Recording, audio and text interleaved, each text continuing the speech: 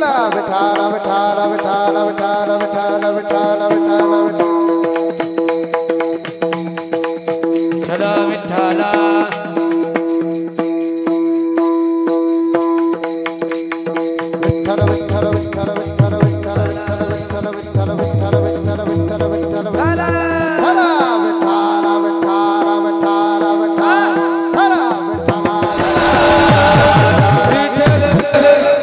अभंगावरती चिंतन करण्या अगोदर अल्पसा परिहार द्यायचा तो म्हणजे असा संत महात्म्यांच्या पदस्पर्शाने पुण्य पावन झालेली भूमी भगवान श्री शंकरजींच्या म्हणजे नागनाथ महाराजांच्या पदस्पर्शाने पुण्य पावन झालेली भूमी म्हणजे सिंगी नागा येथील संत महात्म्यांच्या कृपा आशीर्वादाने भगवान श्री पंढरीश पांडुरंग परमात्म्याच्या शुभ आशीर्वादाने जगद्गुरु तुकोबारायांच्या शुभ आशीर्वादाने विश्व माऊली ज्ञानोबारायांच्या शुभ आशीर्वादाने ग्रामदेव हनुमंतरायांच्या शुभ आशीर्वादाने विदर्भाची माऊली श्री संत गजानन महाराजांच्या शुभ आशीर्वादाने ग्रामस्थांच्या सहकार्याने तरुणांच्या सहकार्याने सर्व गावकऱ्यांच्या माध्यमातून या ठिकाणी श्री गजानन महाराजांच्या प्रगट दिनानिमित्त एक दिवसीय भव्य दिव्य स्वरूपाचा अखंड हरिनाम सप्ताह आयोजित केलेला आहे आणि या सप्ताहामध्ये ही सेवा ज्यांच्या माध्यमातून माझ्या वाटेला आली तसं समस्त ग्रामस्थ मंडळी मंदिराची सर्व समिती आहे परंतु ज्यांचं सौजन्य म्हणजे अगदी साध्या भाषेत बोलायचं झालं तर आज ज्यांनी मला वटीत घेतलं ते आमचे हरिभक्तपारायण आमचे दाजी आमचे गजाननजी गीते पाटील त्यांच्याकडे जर जोरदार टाळी वाजव जोरदार एकदम मस्त त्यांच्या सौजन्यातून त्याचबरोबर सर्वांचं सहकार्य आहे भक्तपारायण आदरणीय गणेश विठ्ठलराव गीते दशरथ मामा इंगळे गजानन पांडुरंग गीते आणि समस्त सिंगी नागा ग्रामस्थ या सर्वांच्या माध्यमातून तुम्हा मायबापांची सेवा करण्याचा हा सुयोग विठ्ठल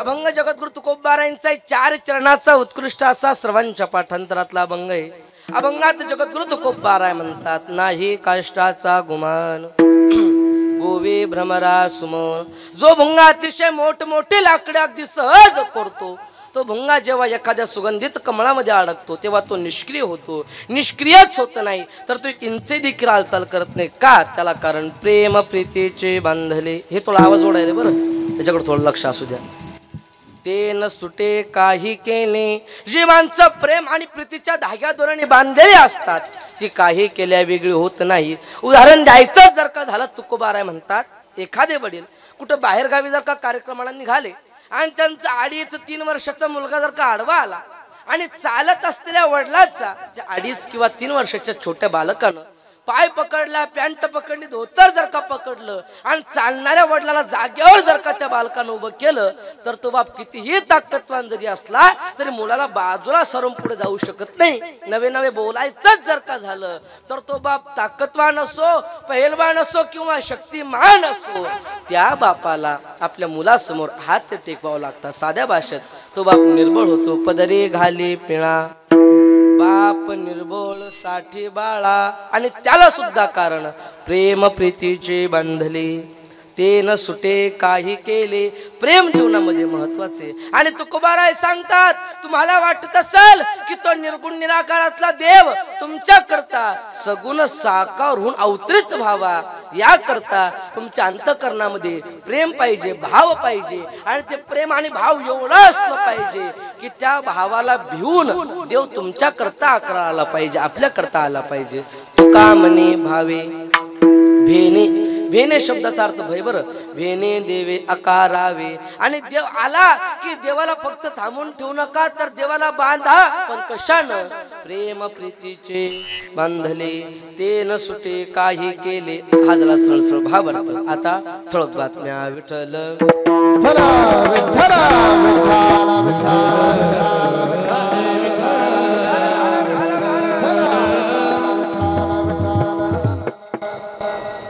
थोडं काय बोलताना थोडा त्रास व्हायला जरा सग मला त्याच्याकडे थोडं लक्ष द्या आजच्या कार्यक्रमाला आवाज बसला परत उद्याच तसंच भानगड होती जराशी माग सगळ्याला आवाज यायला का क्लिअर महिला मंडळी आवाज यायला का तुम्हाला क्लिअर तुम्ही बोलत नसता का बोलता मग हो नाही म्हणा आवाज यायलाय का हा यायलाय वा वा वा तिकडून आजोबांना हातोरी केला आता आमच्या जमला आता पायाचं काम नाही कसं असतं माहितीये का नागेश बाबा कधी कधी फॉल्ट आपल्यात असते ना आपण दुरुस्त दुसऱ्याला करत असतो मी एका ठिकाणी असंच गेलो, साऊंड चांगला होता आणि मी 15 मिनिटं झाले म्हणायलो आवाज येते का, आवाज येते का, आवाज येते का. तिकडून उत्तर देऊन ना लागले.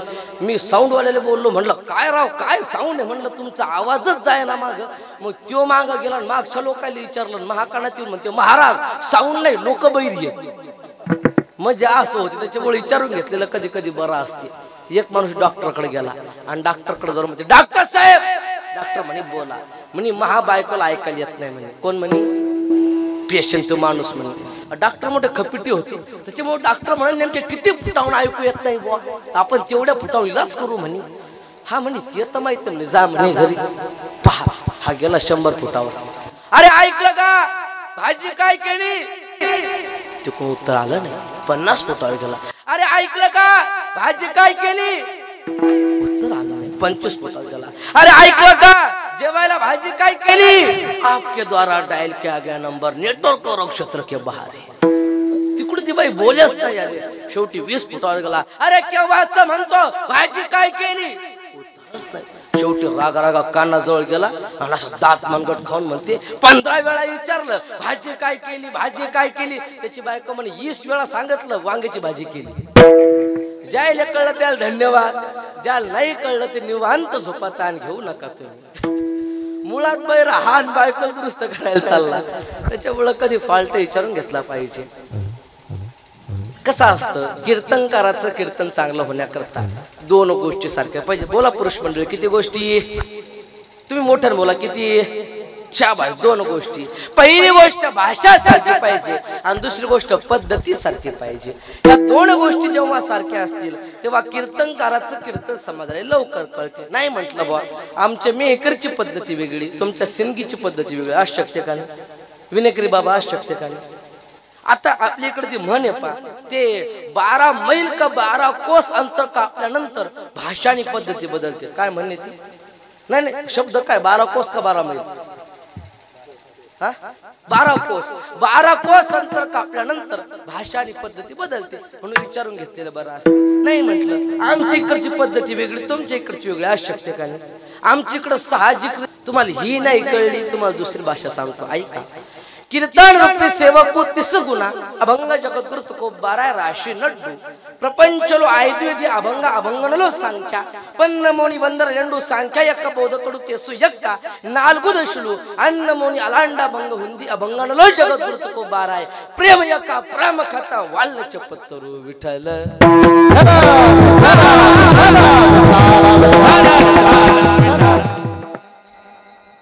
तुमच्या चेहऱ्यावरूनच मला अंदाज लागला की भाषा काही तुमच्या लक्षात आली नाही बुवा. हा ही तेलुगू होती, ही ज्याला कळलं त्याच्यासाठी. तुम्हाला ही नाही कळली दुसरी सांगतो, दुसरी तरी नक्कीच कळ. प्रस्तुत अभंग चैतन्यलो कीर्तन रूपाल सेवक संघ ಎಂಪಿಗೆ ಚೈವ ತದ್ವಪರಿಪಾಲಸ್ಯ ಗೋಪಸ್ಯ ಸಾಧು ವಿಠವ ವೈಕ್ಯ ಪ್ರೇಮ ಭಕ್ತಡು ನಿಷ್ಕರ್ಮ ಯೋಗಿ ದೇಹು ಕಣಾಲಗು ಮಿತ್ರ ಪಂಚಮತ್ ಲೇವನಿ ಅಂದವ ಪ್ರಜಾಜನ ಉಂದಿ ಪಂಚಮತ್ ಲೇವನಿ ಗಾತ ಉಪದೇಶ ಅಭಂಗ ಸಂಖ್ಯಾ 3 1 22. ಈ ಅಭಂಗಗಳಲ್ಲಿ ಜಗದ್ಗುರು ತುಕೋಬಾರ ಏನಾದರೂ ಹತ್ತಿಗಂಡ ಅತ್ಯುತ್ತಮ ಅಭಂಗ ಈ ಅಭಂಗ ತುಕೋಬಾರ ಮಾಡಿ ಎಂದು ಹಲೆ ನುಡುತ್ತಾರೆ ವಿಠಲ.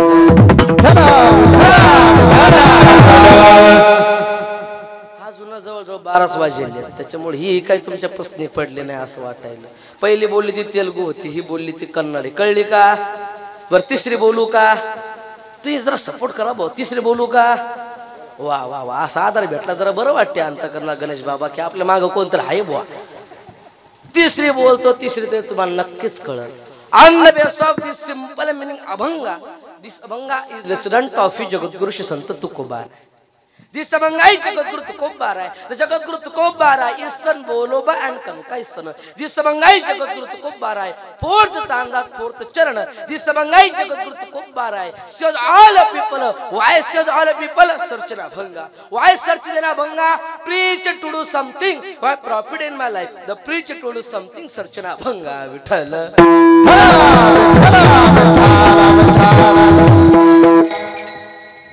तिच्यात जवळजवळ आपले तारच उडलेत, काही मिळत लागेल. बरं ही नाही कळली, चौथी बोलू का? जरा बोला, चौथी बोलू का? काढा 500 रुपये. नाही नाही अगोदर 500 लागतात. नाही त्याच्याकडे लोक जायला आता भले एका पाकिटात 3च भाषा परवडतात म्हणून त्याचा भाग सोडा. मी जवळ बोलता बोलता 3 भाषा बोललो. कन्नड बोललो, तेलुगू बोललो, इंग्लिश बोललो. याच्या मागे एक कारण आहे. माऊली बाबा, मला असं वाटतं की आपला वारकरी संप्रदाय हा केवळ आणि केवळ आपल्या महाराष्ट्रापुरता किंवा आपल्या भारतापुरता मर्यादित न राहता आपला वारकरी संप्रदाय विश्वव्यापक झाला पाहिजे मताचा माणूस मी, असं मला वाटतं. प्रत्येक कीर्तनकाराचं तटीबंध नाही आलं पाहिजे, भाषेमध्ये मोजकी नाही राहिली पाहिजे, व्यापक झालं पाहिजे. म्हणून प्रत्येक कीर्तनकाराला मोजक्या 2 नाही तर 3 तरी भाषा जवळ जवळच्या आल्या पाहिजे, जेणेकरून संप्रदाय वाढत. आणि मग आजची परिस्थिती अशी आहे स्वामी महाराज, आपण आईला मावशी, मावशीला आई म्हणतोय. जी मातृभाषा मराठी तिच्याकडे कोणी जात नाही, पण बाहेरून आलेल्या इंग्लिश भाषेला साऱ्यांनी डोक्यावरती घेतलंय. इंग्लिश बोला नाही असं नाही, चांगली गोष्ट आहे, काळाची गरज आली पाहिजे. पण बोलता वेळी एक गोष्ट लक्षात ठेवा, एक आपल्याला पक्की आली पाहिजे, दुसरं समोरच्याला पक्की कळली पाहिजे. तर बोला उगा फजिता करून घेऊ. आणि काही काही माणसाला भलती वक्ती सवय असते, 2च शब्द पाठमध्ये असे मधामधात घालतात. गेल्या 2-4 महिन्याखाली एक माणूस माझ्या सोबत आला. हो का गणेश महाराज? होतं म्हणा. हा, ते हो बोलले म्हणून राहिले.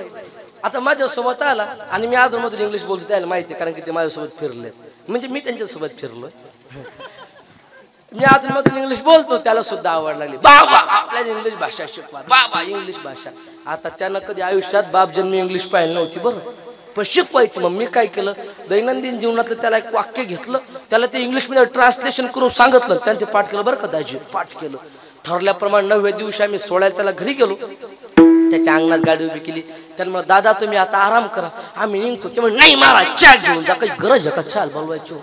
मी म्हणलं नाही, भरपूर झाला, नाही चहा घेऊन जा. बरं चांगली गोष्ट आहे, महाराजाने चहा पाजणं वाईट आहे का? चांगली गोष्ट आहे. आम्ही गेलो, मी माझे वडील गेलो, घरात सोप्यावर बसलो आणि तो गडी छत्री काढून उभा राहिला. इंग्लिश पाठ करून आलता, छत्री काढून उभा राहिला. त्याच्या बायको म्हणते, आय बायको म्हणते काय? म्हणे टू कपटी. बाई म्हणे काय काय काय? पुन्हा म्हणा. म्हणे टू कपटी. बाई होती तापड, बाईनं पदार खोसला. बाई म्हणे मी नाही, तू कपटी, तो बाप कपटी, तो खानदान कपटी. वार या वार. 2 दिवस महाराज संघाला तर मला कपटी म्हणायला का तू? चहा घेण्याच्या ऐवजी मारामारी सोडायचं काम पडलं. कळत येतं बोला, काय फरक, काय डिफरन्स, काय अंतर माझ्या मराठी भाषेतला इंग्लिश भाषेतला.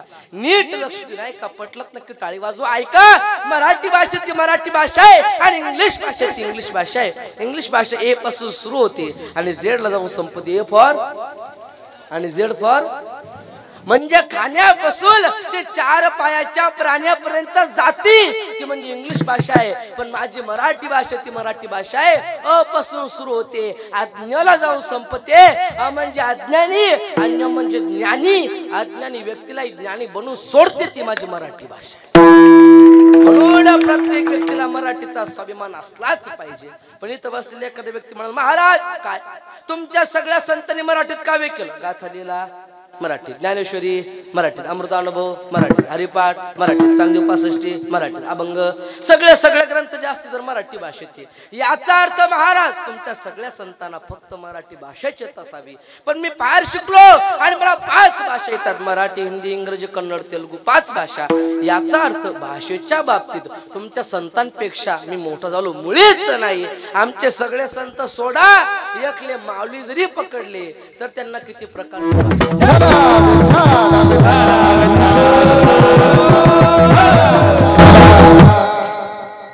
कार्यक्रम किम निमित्ताने तुम्हा सर्वांना माहिती, आज प्रगट दिन आणि प्रगट दिनानिमित्त हा कार्यक्रम आहे. पण प्रगट दिनाच्या दिवशी, गजानन महाराजांचं दर्शन घेण्याच्या दिवशी, आजच्या दिवशी साध्या भाषेत गजानन महाराज शेगावे प्रगटले होते आणि आपल्या सर्व भक्तगणांचं भाग्य उदयाला आलं. श्री दासगणू महाराज यांनी लिहिलेल्या श्री गजानन विजय या अप्रतिम ग्रंथामध्ये महाराजांचं ओवीबद्ध चरित्र आलेलं आहेच. पण गजानन विजय ग्रंथाचं पारायण करता वेळी म्हणा, महाराजांचं चरित्र श्रवण करता वेळी म्हणा, किंबहुना महाराजांचं दर्शन घेता वेळी न राहून प्रत्येकाच्या मनामध्ये कधी ना कधी असा प्रश्न आला असेल, किंबहुना येणाऱ्या आयुष्यामध्ये नक्की येईल की महाराज प्रगटले तिथपासून समाधी काळापर्यंतचा सर्व बारीकातल्या बारीक गोष्टी श्री दासगणू महाराजांनी लिहिल्या. परंतु संत गजानन महाराज शेगावी प्रगटण्या अगोदर कुठं होते, त्यांचे आईवडील कोण, त्यांचं जन्मस्थळ कुठलं, या संबंधीची माहिती आपल्याला सरासरी उपलब्ध होत नाही. आणि ही माहिती सांगणं माझ्या हिशोबाने महत्वाचा मुद्दा आहे. आपल्याला वाटतं गजानन महाराज प्रगटले इथं, नाही ना नाही, त्यांचं बालपणापासूनचा इतिहास आहे, बालपणापासून. हे कोणी सांगत नाही. आता मी जी कथा तुम्हाला सांगणार आहे, तुम्ही भरपूर कार्यक्रम ऐकले असतील, पण संत गजानन महाराजांची ही कथा तुम्हाला कोणी सांगितली नसेल, कीर्तनकार नाही, कथाकार नाही, प्रवचनकार नाही, कोणीच सांगितलं नसेल, ते मी तुम्हाला सांगतो. संत गजानन महाराज यांचं समाधी स्थळ आमच्या बुलढाणा जिल्ह्यात, याचा मला अभिमान आहे. संत गजानन महाराज यांचं समाधी स्थळ आमच्या बुलढाणा जिल्ह्यात, याचा मला अभिमान आहे. परंतु संत गजानन महाराज यांचं जन्मस्थळ सुद्धा आमच्याच बुलढाणा जिल्ह्यात, याचा मला सार्थ अभिमान. आमचे संत गजानन महाराज आमच्याच बुलढाणा जिल्ह्यात मोताळा तालुक्यात रोहिणखेड ग्रामपंचायत क्षेत्रामध्ये छोटस असलेलं थड नावाचं गाव, या गावामध्ये अवतरले. धामणगाव बडे मार्गावरती मोताळ्यापासून 15 किलोमीटर आणि शेगाव पासून थेट 85 किलोमीटर अंतरावरती असलेलं थड नावाचं गाव. त्या थड नावाच्या गावामध्ये शारदाबाई आणि भवानीराम साबळे या सोज्वळ आणि सश्रद्धावान दाम्पत्याच्या पोटी 1857च्या गोकुळाष्टमीच्या दिवशी संत गजानन महाराज जन्माला आले. बोला संत गजानन महाराज की महाराज जन्माला आले. आणि महाराजांचं मूळ नाव होतं वासुदेव. कुठलं नाव होतं? वासुदेव. पण हे अति कमी लोकांना माहिती. त्यांचं व्यवहारातलं नाव होतं गणोबा आणि गावातली पोरं त्यांना गण्या गणप्या असं म्हणायची प्रेमाने. आणि ह्या दोन शब्दाविषयी गजानन विजय ग्रंथामध्ये उल्लेख आलेला आहे, गण्या आणि गणप्या. दुसऱ्या अध्यायामध्ये उल्लेख आहे, पाहो त्या नैवेद्यासी महाराज बोले आपणाशी, खातो खातो आहारनेशी आयुष्य बोलशी गणप्या, असा उल्लेख. तुम्ही मनावर घेऊ नका. ओवी क्रमांक 119 अध्याय आहे दुसरा. आणि अजून एक उल्लेख आहे, तो म्हणजे 7व्या अध्यायामध्ये. तो असा उल्लेख आहे की कोणी म्हणे पिशा गण्या, खातो सिका ताक कन्या, ऐशा गोष्टी अतिवण्या समर्थासी कराव्या. ओवी क्रमांक आहे 28 आणि अध्याय आहे 7वा. हे दोन शब्द आपल्याला तिथे मिळतात. गजानन महाराजांची सर्व वंशवळ सारोळा पीर म्हणजे थडपासून एक 15-20 किलोमीटर अंतरावर असलेल्या सारोळा पीर येथील देवबा निंबाजी भाट नावाच्या व्यक्तीकडे आजही आहे. आणि त्या वंशावळीमध्ये स्पष्ट असा उल्लेख आहे, लिहून ठेवलंय की भवानीराम साबळेचा एकुलता एक मुलगा गणा पुढे शेगावला जाऊन देव बनला, असा उल्लेख आजही जाऊन बघू शकता तुम्ही. संत गजानन महाराज बाल अवस्थेपासून दिगंबर अवस्थेत राहत, म्हणजे अंगावरती कपडा ठेवत नसतात. कुणी घालून दिला तर 2-4 मिनिटं ठेवायचे, लगेच टराटर फाडायचे, झाडाला बांधून ठेवायचे. आणि दिगंबर अवस्थेत नग्न अवस्थेत गावभर भ्रमण करायचे. कुणाच्याही घरी जायचे, वाटेल तिथं बसायचे. आणि कुणाच्याही घरी नग्न अवस्थेत येणं हे काही लोकांना आवडत नव्हतं. म्हणून काही लोक त्यांच्या वडिलाकडे तक्रार करायचे, म्हणायची भवानीराव काय, अरे तुझा तो मुलगा गणा नग्न अवस्थेत आमच्या घरात येतो. अरे घरामध्ये मुली आहेत, लेकी आहेत, सुना आहेत, काय परिणाम पडेल त्यांच्यावरती? तुझा मुलगा आमच्या घरात येता कामा नये, सांग त्याला, असं सांगायचे, रागवायचे. आणि साहजिक मुलाची तक्रार जर का वडिलाकडे केली तर साहजिकरित्या वडिलाला राग येणार, हे साहजिक आहे. म्हणून महाराजांचे वडील भवानीराम काय करायचे, गणोबांचा हात पकडायचे आणि बंद अंधारा खोलीत त्यांना ढकलून द्यायचे. अशी अंधारी खोली की ज्यामध्ये सूर्याचा प्रकाश येण्याचं कुठलंच स्तोत्र नाही, फक्त काळोखिट्ट अंधार. अशा अंधाराच्या खोलीत टाकून देत, बाहेरून कडी लावत, कडी कुलूप लावत आणि कुलपाची चाबी कमरेला खोसत. बघा बरं चमत्कार महाराजांचे. खोसत खोसत अंगणात येतात ते भवानीरामांना दिसतं की अंगणात गणोबा खेळायला. अरे गणोबा जर अंगणात येत तर आत बंद केलं कुणाला, म्हणून आत जाऊन बघायचे, कुलूप उघडून बघायचे तर आश्चर्याचा झटका बसायचा. परत आत गणोबा दिसायची. एका टायमाला 2 अवतार बालपणापासून चमत्काराचा विषय आला म्हणून सांगतो. एक कारवळा नावाचं गाव आहे धामणगाव बडे मार्गावर, तिथं दैवी विहीर आहे बरं का नागेश बाबा. त्या दैवी विहिरीवर जर का कोणाचा नवस कबूल झाला तर ती लोक काय करतात, तिथं अन्नदान देतात. आजही प्रथा चालू आहे. एकदा असं अन्नदान चालू होतं आणि अन्नदानामध्ये गजानन महाराज आले. त्यांनी ते लाडूचं टोपलं उचललं आणि पंक्तीत गेले वाढण्याकरता. लाडू घ्या लाडू, लाडू घ्या लाडू, वाढू लागले. आणि तेवढ्यात तूप संपलं होतं. म्हणून लोक चेष्टेने म्हणले नामदेव बाबा, अरे गणा लाडू नको वाढू, तूप संपलंय, तूप आण तूप. लोकांचं काम असं पहिल्या पंक्तीला चुकून बसणार नाही माऊली बाबा, शेवटच्या पंक्तीला बसतील. म्हणजे गरम पोळ्या देतो, घरचा भंडारा आहे का? शेवटी बसताना पहिला आयटम मागणार, तूप आण तूप. तूप पाहिजे का? हो हो. जवळ एक बकेट होती, बादली होती रिकामी. स्वामी महाराज ती उचलली, टाकले त्या विहिरीत, तुडंब पाण्याला भरली, मांडले समोर, खा तूप. ते म्हणले तू जरा डोक्यात कमी आहे कर बाबा. ते म्हणले काय झालं? अरे काय झालं, आम्ही मागितलं काय? तूप आणि तू द्यायला पाणी. अरे खाऊन तर बघा. आणि त्या लोकांनी खाऊन बघितलं, आश्चर्यकारक गोष्ट घडली. ती बादली पूर्ण तुपानं भरलेली बादली होती. खाल्लं आणि लोकांच्या लक्षात आलं, अरे विहीर सर्व तुपाने भरलेली आहे, काठोकाठ तूप आहे, गजाननानं तूप आणलंय. म्हणून चालले ते चमचे पेले, तांबे घेतले, सापडलं ते भांडं घेतलं, चालले ती भरायले. पण गजानन महाराजांच्या लक्षात आलं, जर का यायन तूप घेतलं तर भानगड होईल. म्हणून हात ओले होते थोडे पाण्याचे, बघितलं विहिरीकडून पाणी शिंपडलं, परिणाम तूप गायब झालं, मधुर जल दिसू लागलं. हा चमत्कार महाराजांचा. अजून सांगायचं जर झालं तर गणोबा एकदा पांढेरा गावामध्ये रामभाऊ बायस्कर यांच्या शेतात गेले. मुख्य रस्त्यापासून साधारणतः 1 किलोमीटर अंतरावर त्यांचं शेत आहे. सर्वे क्रमांक आहे 21. तिथं गेले आणि रामभाऊ बायस्कर हे शेतामध्ये नांगरण करत होते. गजानन महाराज नग्न अवस्थेत गेले आणि नग्न अवस्थेत असल्यामुळे बैलांनी त्यांना बघितलं, बैल बुजाडली आणि दोरे सोडून बैल पळाली. राग आला बायस्करांना, हातामध्ये सोटा, आपल्या भाषेत त्याला कोरडा म्हणतात, तो घेतला आणि मारण्याकरता धावले. पण गजानन महाराज तिथून गुप्त झाले. मग बैल पाहत पाहत ते बायस्कर ज्या दिशेने बैल गेले त्या दिशेने बघत बघत गेले, बैल काही सापडलं नाही. शेवटी हताश झाले, निराश झाले, घरी आले आणि डोक्याला हात लावून अंगणात बसले आणि सहज नजर गेली गोठ्यामध्ये. सहज तो बैल दिसली बांधलेली. विचारलं, अरे बैल कोणी आणली? घरातल्यांनी सांगितलं, एक छोटा बालक आलता, त्यानं बैल आणली. असं असं असं मी त्याला मारू लागलो, पण त्यानं बैल आणली घरात. ठीक आहे, काय अडचण नाही. घेतले बैल, परत शेतात गेले. अर्ध नांगरण बाकी होतं म्हणून शेतात गेले आणि आश्चर्याचा दुसरा झटका त्यांना पडला की त्यांनी बघितलं अर्ध राहिलेलं शेत आता व्यवस्थितरित्या नांगरण झालेलं आहे आणि पूर्ण शेत नांगरलंय. हे बघितलं, नकळत हातातल्या दोऱ्या खाली पडल्या. बायस्करांनी हात जोडले आणि डबडबलेल्या डोळ्याने बायस्कर म्हणतायत, माझ्या समोर साक्षात देव आला, पण मी देवाला साधा नमस्कार सुद्धा करू शकलो नाही. गणोबा मला माफ करा, असं म्हटले. आणि महाराजांनी त्यांच्यावरती चमत्कार केला, त्यांच्यावरती आशीर्वाद दाखवला. असे बरेचसे चमत्कार सांगता येईल आपल्याला, पण वेळेअभावी सांगणार नाही. गजानन महाराज या प्रसंगाच्या 12 वर्षानंतर गजानन महाराज ज्यांना बहीण झाली, त्यांना सख्खी बहीण होती, त्याचं नाव होतं नुराई. त्याच्या संबंधी ओवी पण आहे महाराजांचं म्हणणंच. महाराज म्हणले होते, देवीची झाली दया, माया दिली ही खेळाया, आता सोडून यामुची माया, नुराई सदा सांभाळा. नुराईला म्हणजे आपल्या बहिणीला आईच्या हातामध्ये दिलं. आणि गजानन महाराज हे मारुतीच्या मंदिरावरती गेले. थर्ड मध्ये एक उंच मारुतीचं मंदिर होतं, त्या मंदिरावरती गेले आणि तिथं 8 ते 10 नागा साधू आले होते. त्या नागा साधू बरोबर गजानन महाराज यांनी वयाच्या 19व्या वर्षी त्यांचं जन्मस्थळ म्हणजे थड हे कायमच सोडलं. ते परत कधी थड मध्ये आले नाही. तिथून भ्रमण करत करत करत अक्कलकोटला गेले. स्वामी समर्थांकडे काही काळ राहिले आणि तिथून स्वामी समर्थांनी सांगितलं, गजानन महाराज तुम्ही इथून नाशिकला देव मामलेदार यांच्या घरी जा, तिथं काही काळ तप करा. तिथून अकोटला नरसिंह महाराजांकडे जा आणि अकोट वरून तुम्ही शेगावला जा. शेगाव ही तुमची कर्मभूमी आहे, असा उल्लेख त्या ठिकाणी सांगितला. आज्ञा पाळली. गजानन महाराज निघाले, शेगावला आले, आपलं नाशिकला आले आणि देव मामलेदार यांच्या घरी थांबू लागले. देव मामलेदार म्हणजे पूर्ण अवस्थेला पोहोचलेले संत म्हणजे देव मामलेदार. एकदा गजानन महाराज आणि देव मामलेदार यांच्यामध्ये चर्चा चालू होती आणि चर्चा आध्यात्मिक होती म्हणून ऐकण्याकरता गावातले 8-10 लोक आली होती.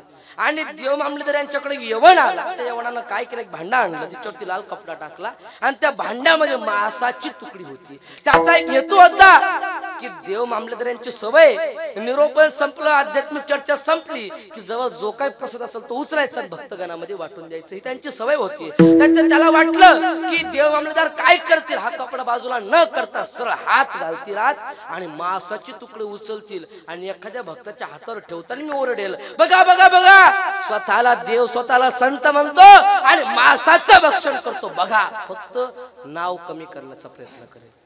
ठरलं. तो आला, त्यानं लाल कपडा टाकला, ते भांड समोर ठेवलं.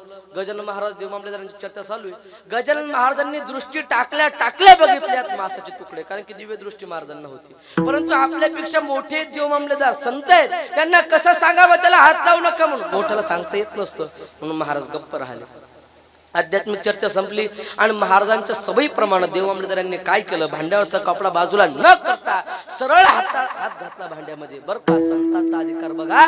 सरळ भांड्यामध्ये हात घातला आणि वरचा कपडा बाजूला केला. अधिकार संतांचा असा आहे की त्या मासाच्या तुकड्याचं रूपांतर टवटवीत गुलाबाच्या पुष्पामध्ये झाली. ताकद संतांची, ही ताकद त्यांच्या हाताची. चमत्कार एवढे. तिथून कपिल धारेवरती गजानन महाराज गेले, तिथं 12 वर्ष तप केलं, असा उल्लेख तेथील संगमरवरी दगडावरती. तिथून गजानन महाराज परत नाशिकला आले, कारण नाशिकला संत मेळा भरला होता आणि त्या संत मेळ्यामध्ये आपल्या कारंजा लाडचे बाळकृष्ण शास्त्री गाडगे तिथे गेले होते. शास्त्रींची गजानन महाराजांची ओळख झाली आणि शास्त्रींनी आग्रह केला, महाराज आमच्या विदर्भात चला. महाराज आले, मूर्तिजापूरला उतरले, मूर्तिजापूरहून बैलगाडीचा प्रवास करत कारंजा लाडला गेले आणि कारंजा लाडला गेले. शास्त्री म्हणतात, महाराज चला माझ्या घरी. गजानन महाराज म्हणतात, तुझं म्हणणं मी ऐकलं, मी येत आलो पण घरी येणार नाही. महाराज निघाले, सरळ माहूरला गेले, तिथं काही काळ थांबले. तिथून बग्गे जावऱ्याला आले आणि तेथील बग्गे जावऱ्याचे संत माणिक बाबा यांच्याजवळ आठवडाभर राहिले. पुरुष मंडळी, मी जी तुम्हाला गावं सांगतोय ना, थड, रोहिणखेड, मोताळा, अकोट, नाशिक, परत बग्गे जावरा, माहूर, मूर्तिजापूर, कारंजा लाड, अकोट, सोनाळा, शेगाव, ही जी सर्व गाव मी तुम्हाला सांगतोय, ही उग कुठून काढून सांगत नाही. या सगळ्या गावाला माझी कीर्तन झाली आणि मिळालेल्या माहितीचा पाठपुरावा करून मी तुमच्या समोर मांडतोय. उग कुठलचं काढून मांडत नाही. सगळं मी बघितलंय, सगळं ऐकलंय, सगळ्याचा शोध घेतलाय, नंतर सांगतोय. तिथं आठवडाभर थांबाले आणि आठवडाभरानंतर बग्गी जावऱ्यावरून महाराज निघाले, थेट गेले नरसिंह महाराजांकडे अकोटला. नरसिंह महाराज आणि गजानन महाराज दोघं मिळून सोनाळ्याला सोनाजी महाराजांचं दर्शन घ्यायला गेले. तिथून आले आणि शिवाराधना करण्याच्या हेतून नरसिंह महाराज एका गुफेत थांबले. अकोटच्या जवळ गुफा होती, आता ती राहिली नाही. त्या गुफेच्या आत बसून नरसिंह महाराज देव आराधना करत होते, शिव आराधना करत होते आणि गुफेच्या बाहेर बसून संत गजानन महाराज गण गण गणात होते या महामंत्राचा जाप करत बसलेले होते. 2 वर्ष त्यांनी ध्यान केलं. 2 वर्षानंतर दोघा संतांनी एकमेकाचा निरोप घेतला. नरसिंह महाराज अकोटला आले आणि संत गजानन महाराज तिथून शेगावला आले आणि शेगावला आले ते दिवस होता 23 फेब्रुवारी 1878, वार होता शनिवार. मराठीमध्ये सांगायचं झालं तर माघवद्य सप्तमीच्या दिवशी संत गजानन महाराज सर्वप्रथम शेगाव मध्ये दिसले.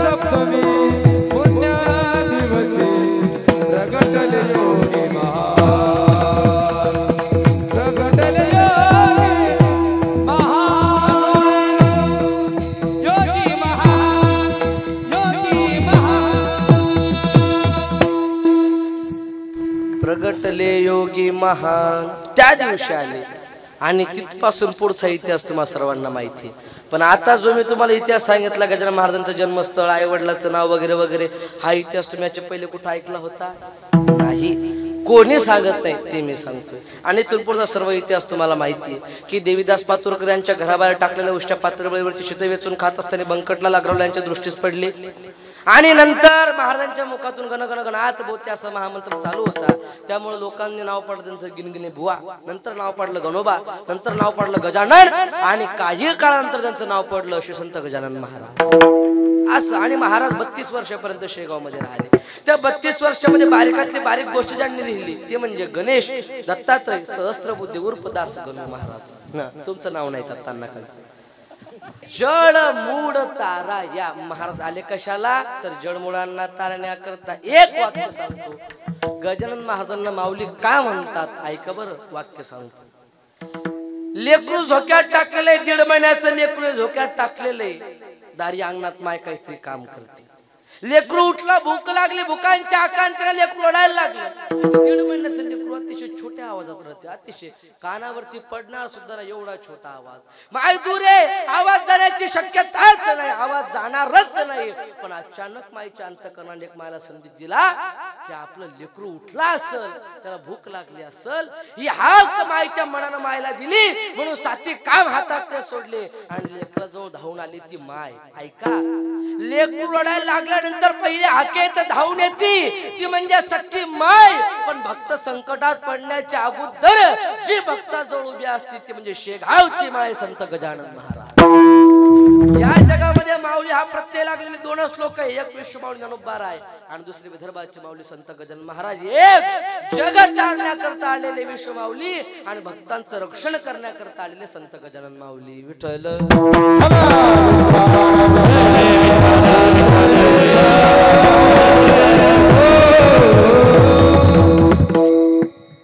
आपण अभंग सुद्धा त्या संदर्भातला घेतलाय. नाही काष्टाचा गुमान गोवे भ्रमरा सुमन. अभंगामध्ये तुकोबाराय भाव प्रेम प्रीती या तिघांचे महत्व सांगतात. तसा विचार केला परमार्थामध्ये भावापेक्षा प्रेमापेक्षा जास्त महत्व प्रीतीला आहे. भावाचे अनेक प्रकार आहे. त्यामध्ये प्रेम भाव अतिउच्च टोकाचं बंधन आहे आणि प्रेम भाव सतत राहणे याचंच नाव प्रीती असं तुकोबाराय म्हणतात. मज भाव प्रेम दे प्रीती गुण नाम वर्णावया स्तुती विघ्न सोडवून हाती विनंती माझी परिसावी हे. विचार केला या अभंगामध्ये प्रेम सांगण्याकरता दोन दृष्टांत दिले. पहिला दृष्टांत भुंगा व कमळाचा, दुसरा दृष्टांत बाप व बाळाचा. एरवी सामान्य असणार भुंगा, परंतु काव्यामध्ये कवींनी शास्त्रकारांनी व संतांनी त्यास फार मोठे महत्व दिले. याचे कारण त्याचा एक मोठा गुण आहे, त्याचं एक मोठं वैशिष्ट्य आहे. तो कितीही कठीण लाकूड पोखरतो पण जेव्हा सुगंधित कमळात अडकतो तेव्हा तो किंचही हालचाल करत नाही. तर माऊली सुंदर वर्णन करतात. त्याची अवस्था कशी असते थोडा जरा असं ऐकू द्या. जैसे भ्रमर भेद कोणी फलले से काष्ट कोरणे परिगळी माझी साबळे कोवणे ते उत्तीर्ण होईल प्राणे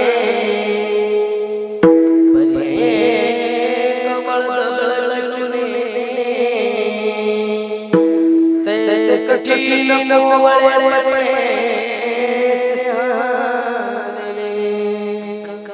ज्ञानेश्वरांच्या पहिल्या अध्यायातील 201 ते 202 नंबर 24.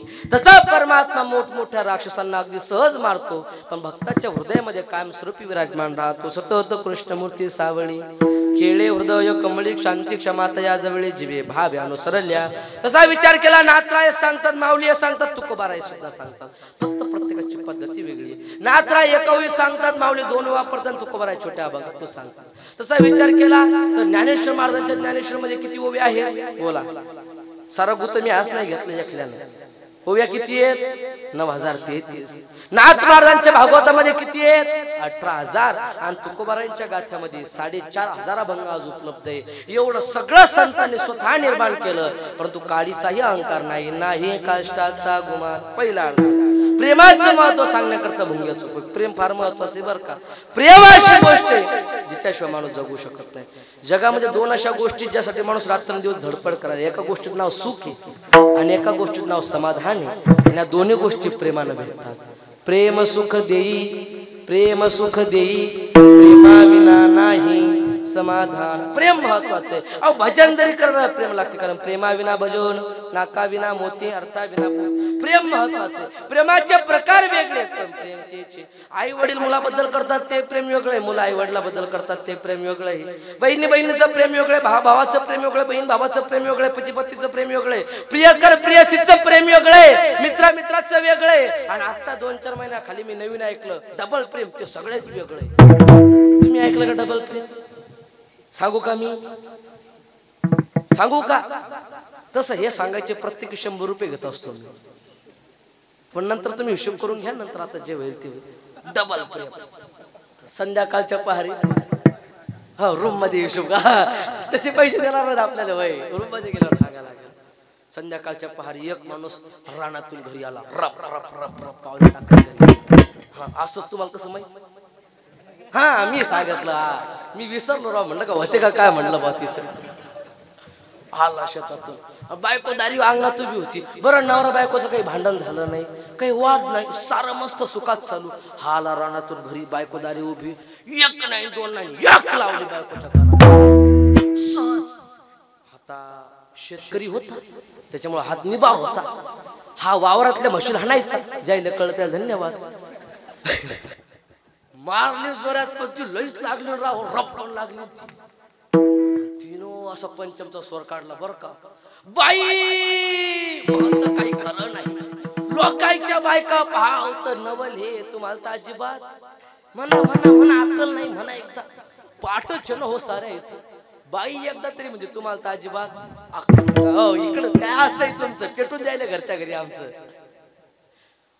का मारली मला हे म्हणजे अगं सहज मारली नाही नाही नाही कुणी कुणाला सहज मारत असतं हु आर यू तुम्ही कोण मला मारणार आहे अशीच करून बोलायचं कारण सांगा कारण हे म्हणजे आता मारली गड्या सहज पण लई जोरात लागली झाली चुकी पण सपादाव कशी पण त्याला आयडिया ये ना पण त्यानं महच कीर्तन ऐकलं त्याच्यामुळे त्याला आयडिया होती आदल्या दिवशी सांगायचं काय बा नेमकी हा म्हणे मी तुला का मारलं सांगू बाई म्हणे सांगा हे म्हणे अगं ज्याचं माणसावर प्रेम असते माणूस त्यालाच मारते वेडे माझं तुझ्यावर प्रेम आहे म्हणून मी तुला मारलं बाई म्हणे असं हा म्हणे हो याला वाटलं जमलं काय खंड गडी बसला सोप्यावर यांना तरी एकच टाकली होती आता पुढचे तुम्ही सुद्धा माणसं बाईनं दोन्ही हाताच्या बांगड्या माग केल्या हो दादा तुम्ही पण ट्राय करून पहा घरी गेल्या वखत तरी दोन्ही हाताच्या बांगड्या माग केल्या आणि एक दोन दोन्ही टाकले हे म्हणते अरे मी तर एक मारली तू दोन का मारल्या वरून ती हात जोडून म्हणते मालक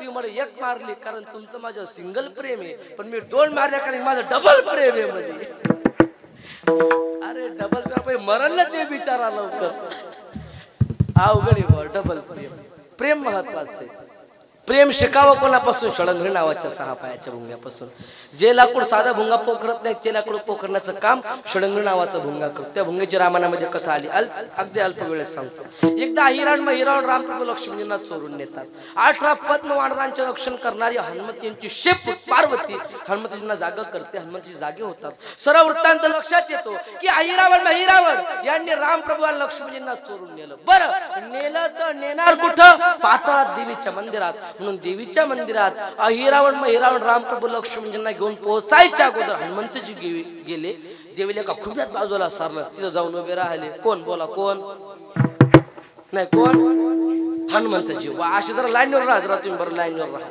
असं लाईन होकू देऊ नका हनुमंतजी रामप्रभू लक्ष्मणजी दारात आले दरवाजा लोटून आत येणार तेवढ्या देवीच्या रूपातले हनुमंतजी बोलते झाले हिरावण आज मी तुमच्यावर फार प्रसन्न आहे अरे तुम्ही मला 2 जिवंत भक्ष खाण्याकरता आणले परंतु एक लक्षात ठेवा तुम्ही मात्र येऊ आणि गावामध्ये सर्वत्र सांगून द्या जो कोणी बाहेर फिरकताना दिसेल त्याला मी कच्च खाईन मी देवी बोलते असं सांगितलं हिरावण वाटलं देवी फार क्रोधात म्हणून हिरावण रामप्रभू लक्ष्मणजींना ढकलून दिलं दारून दरवाजा लावून घेतला हातामध्ये तलवार भाला घेऊन द्वारपालाचं काम करत उभे राहिले कोण हा शाबाश हिरावण रामप्रभू लक्ष्मणजी मंदिर पाहत देवीच्या रूपातल्या हनुमंतीच्या समोर जाऊन उभे राहिले आणि देवीच्या रूपातल्या हनुमंतीजी म्हणतात कोण तुम्ही मी राम कोण अयोध्यापती दशरथजींचं नाव ऐकलं हो ऐकलं त्यांना 3 पत्न्या सांगा कोण कोणच्या वा शाबाश बाबा अभ्यास बाबाचा 3 त्यांच्या मी 4 मुलं कोण कोण वाह क्या बात है शाबाश त्यातला सगळ्यात मोठा मी राम मला राजगादी मिळणार होती परंतु आईचं वचन पूर्ण करण्याकरता मला वनवास भेटला कोणी आईचं वचन पूर्ण करण्याकरता कैकेयीचं वनवास किती वर्षाचा 14 त्या 14 वर्षाच्या वनवासात माझी पत्नी उर्मिला माझ्या बरोबर होती बरोबर का मग कोण होती आपल्या गल्लीतली का नाही सीता होती आणि माझा छोटा भाऊ विभीषण माझ्या बरोबर आहे बरोबर का मग कोण लक्ष्मण आणि इकडचा लंकेचा राजा रावण त्यानं माझ्या पत्नीचं अपहरण केलं हे जे मी तुम्हाला विचारतो का नाही हे का मला लय येते तुम्हाला काही येत नाही म्हणून हा मला जे मुद्दा तुम्हाला सांगायचा आहे तो पक्का तुमच्या डोक्यात घुसला पाहिजे याच्याकरता विचारतो हे लक्षात असू दे त्याने माझ्या पत्नीचं अपहरण केलं आणि त्याच्या लंकेवरती आम्ही आक्रमण करण्याकरता आता सैन्य एकत्र करतोय काही दिवसात आक्रमण करणार तेवढ्या झोपलेलो असताना हिरावण उचलली इथं आणलं सांगितलं बरोबर तुमचं रक्षण कोण करतं देवीच्या रूपातल्या हनुमंतजी रामप्रभूला विचारतात आणि प्रभू म्हणतात देवी आमचा हनुमान आमचं रक्षण करतो. तुमचा हनुमान जर काही असतात एवढं वाक्य रामप्रभून ऐकलं सरजीशक पाऊल पुढे घेतलं आणि छातीवरती हात ठेवून सांगितलं देवी माझा हनुमान जर काही असता एका बुक्कीत तुला खाली पाडला असता घेऊन गेला असता. आनंद वाटला वा माझा सेवक बनले नाही दास बनले नाही भक्त म्हणाले नाही वानर म्हणाले नाही सैन्यातला सैनिक म्हणाले नाही तर काय म्हणाले माझा हनुमान. बरं वाटलं पण अजून गंमत घ्यावी म्हणून देवीच्या रूपातले हनुमंतजी म्हणतात तुमचं हनुमान येते नाही. नाही देवी आमचं हनुमान येते नाही. आता मी तुम्हाला कच्चं खाणार आहे. खा बुवा आता काय त्याला हिला असतं. पण मग देवीच्या रूपातले हनुमंतजी म्हणतात मी तुम्हाला कच्चं खाणार आहे पण तुम्ही मला घाबरत का नाही. तेवढ्यात रामप्रभू थोडेसे असले हात जोडून म्हणतात देवी आम्ही अनेक मंदिर पाहिले अनेक देव्या पाहिल्या पण ही पहिली देवी पाहायला लागलो जी शपथ फुटेली. हनुमंतजी म्हणता आपला डाव फसला बुवा. हनुमंतजी मूळ स्वरूपात आले रामप्रभू लक्ष्मणजींना घेऊन निघाले परंतु तेवढ्यात ऐरावण मैरावण युद्ध सुरू झालं. फार युद्ध चाललं पण ऐरावण मैरावण मरत नव्हते. ते मरत का नाही त्याची गुप्ती जाणण्याकरता त्यांची पत्नीकडे म्हणजे चंद्रसेनेच्या महलामध्ये हनुमंतजी गेले. आज सांगितलं चंद्रसेना तुझ्या पती ऐरावण मैरावण का मरत त्याची गुप्ती आम्हाला सांग. चंद्रसेना म्हणते माझ्या पतीची गुप्ती सांगून मी का विधवा होऊ काय मला कुंकू पुसायचं नाही मी सांगणार नाही. हनुमंतजी म्हणतात तुला हवं ते देतो सांग काय पाहिजे. ती म्हणली काही नको फक्त रामप्रभू यांनी माझ्या महलात एक दिवस मुक्काम करावा. करतील पण अपमान होईल का. अजिबात अपमान होणार नाही सांग काय फक्त गुप्ती. ती म्हणते माझे पती ऐरावण महिरावण यांनी देवलोकात जाऊन एक अमृताचा कलश अमृताचा हांडा चोरून आणला आणि तो एक गुप्त ठिकाणी ठेवलाय आणि 10-5 भोंगे कामानं ठेवले. प्रत्येक 2-2 मिनिटाला त्यांच्या जिभेवरती एक एक अमृताचा थेंब टाकायचा म्हणजे मेलेले जरी असले तरी परत जिवंत. हनुमंतजी म्हणले बर. हनुमंतजीने सूक्ष्म म्हणजे बारीक स्वरूप धारण केलं. प्रत्येक भोंगा बघितला आपल्या गदन प्रत्येक भोंगा ठसा ठस ठसला पण एक भोंगा शरण आला. हनुमंतजी म्हणतात हे बघ भोंग्या तू माझ्या शरण आलाय ना मी तुला काम देतो. जा चंद्रसेनेच्या महालात आणि चंद्रसेनेचा बसण्याचा पलंग पूर्णपणे पोखर असा पोखर असा पोखर असा पोखर की हात लावला की पलंग खाड. तो म्हणला काय हरकत त्याच्या कामात तिकडं तो निघून गेला. याला माझा समय सूचकता खाडकर म्हणलं खाडकर काल मी असं पलंग मोडला म्हणलं असा पलंग मोडला तेवढी करते घी घेता मला असं वाटतं धोतर उचलून कुणीकडे पळावं कुणीकडे राही बुवा नेमकी. इथं मोकळं मैदानी म्हणा कुठेही पळता येते पण आज काही पळायचं काही काम नाही.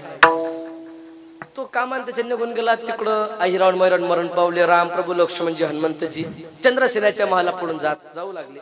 चालता चालता अचानक हनुमंतजींनी असा हात करा सांगितलं प्रभू काय हनुमंता आपल्याला या चंद्रसेनेच्या महालात एक दिवस मुक्काम करावं लागतोय प्रभू. अरे बाळा हा मर्यादा पुरुषोत्तमाचा अवतार आहे.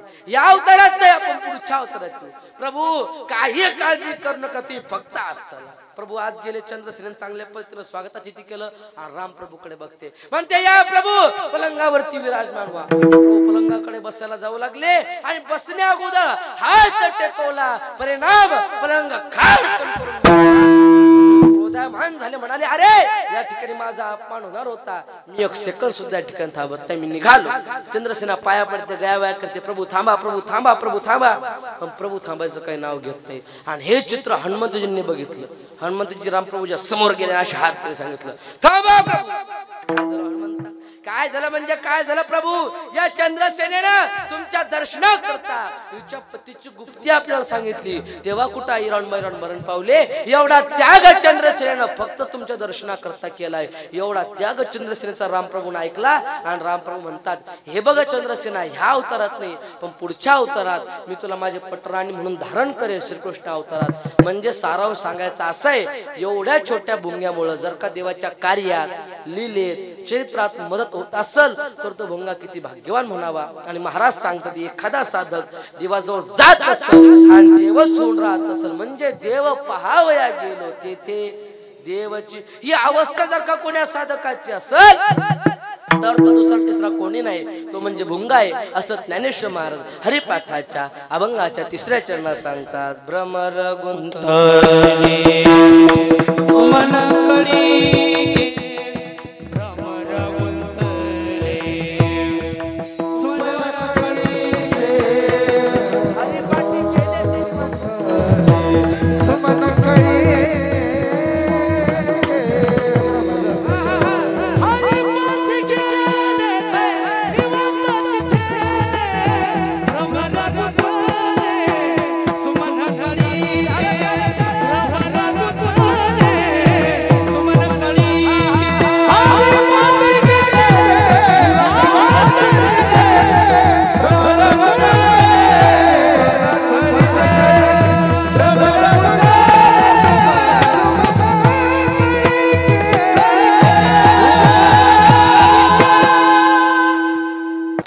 हरिपाठी गेले ते निवांतची ठेले आणि कसं भ्रमर गुंतले सुमन कळिके म्हणून तुकोबाराय सांगतात ज्याप्रमाणे भुंगा कमळात जाऊन गुंतो अगदी त्याचप्रमाणे देवानं तुमच्या अंतःकरणात येऊन गुंतून राहावं याकरता तुमच्या अंतःकरणामध्ये तुमचं अंतःकरण हे कमळासारखं करा त्यामध्ये काम क्रोध रूपी विकार बाजूला करा त्यामध्ये भाव भक्ती रूपी पराग ठेवा आणि प्रेम रूपी सुगंध ठेवा त्या प्रेम रूपी सुगंध घेऊन भाव भक्ती रूपी पराग सेवन करण्याकरता भगवंत भुंग्यासारखे येतील आणि तुमच्याच अंतःकरणात गुंतून राहतील ते म्हणजे कसं नाही कष्टाचा गुमान नाही कष्टाचा गुमान नाही काळाचा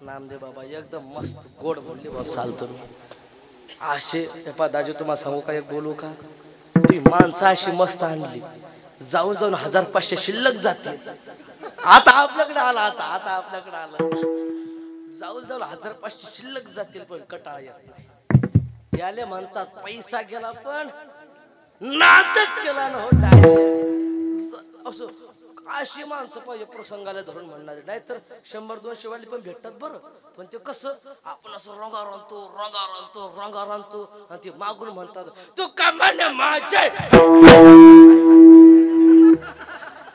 हे का चाल हे का काय हे बा मला तर काही लक्षात नाही अजून पुन्हा ती हाय करताना टाळगुळी धरते म्हणजे ढोरा आणते का माणसांचे हे कळत नाही मी खोटं बोलत नाही आता आमच्या गणेश बाबाला माहिती मी 5 वर्षापासून कीर्तन करतो 10 वर्ष मला कंप्लीट झाले कीर्तन करता करता 2000 कीर्तन कंप्लीट झाले माझी या 2 वर्षात लय मोठा या 2000 कीर्तनामध्ये लय मोठा मला अनुभव आला आणि त्यामध्ये लय हाय वाली भेटली मला मी गेल्या वर्षी विचारलं समाधी सोहळ्याले मोठमोठ्या संगीतकार लोक आले की बाबा हे हाय हे कोण्याच चालीत हे बुवा का कोण्या रागातलं हे त्याची डिओ उडले म्हणलं रागातलं नाही म्हणलं राग म्हणलं का काय काढणं बुवा अहो प्रेमानं म्हणलं पाहिजे गोड असं कानाला बरं वाटलं पाहिजे तुम्हाला सांगतो सज्जनानो हे गाणं हे वाजवणं हे साधन आहे हे कल्ल्यातलं गमक आहे कला किती आहे एकूण